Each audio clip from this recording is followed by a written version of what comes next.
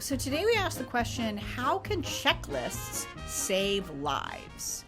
There's a wonderful book called The Checklist Manifesto that talks about the importance of checklists. Now, here's where checklists are important. Let's take two: airline travel and healthcare.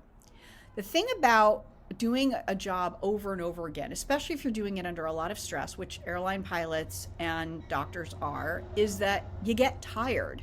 And we tend to kind of forget things that we do repeatedly. It's sort of why you get into an accident on your way home, because you're sort of not paying attention because you're so familiar with it.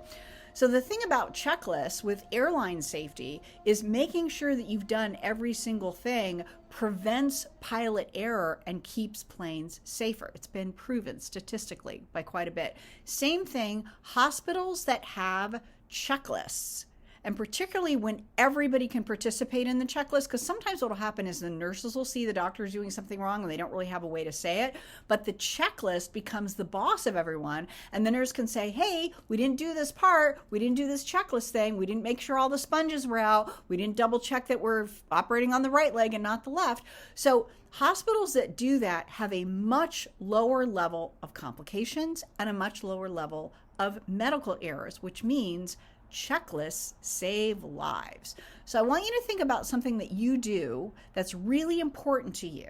And I want you to think about, when you're feeling good, write in a checklist and seeing if the next time you go to do that, double check your checklist and see if that doesn't make a big difference.